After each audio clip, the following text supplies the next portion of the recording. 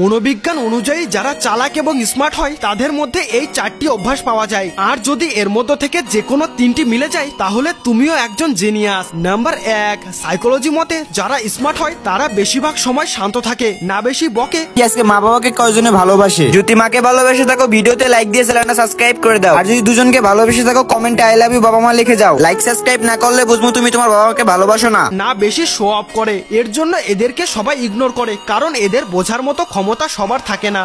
Number 2, ইন্টেলিজেন্টরা সবসময় ব্যস্ত থাকে, কারণ এরা কিছু না কিছু নতুন করতেই থাকে। তারা কোমর দোলানো ভিডিও দেখার থেকে মোটিভেশনাল ভিডিও দেখতে পছন্দ করে। যেমন এই ভিডিওটা তোমার কাছে গেছে মানে তুমিও একজন ইন্টেলিজেন্ট। নাম্বার 3, স্মার্ট এবং বুদ্ধিমানদের বেশি শত্রু থাকে, কেননা এদের সোজা সাপটা কথা কিছু কিছু মানুষের সহ্য হয় না। নাম্বার 4, এদের বেশিরভাগরাই ব্ল্যাক কালারের ড্রেস পছন্দ করে, কারণ ব্ল্যাক কালার পাওয়ারফুল ফিল করায়। যেমন আমারও ব্ল্যাক কালার পছন্দ।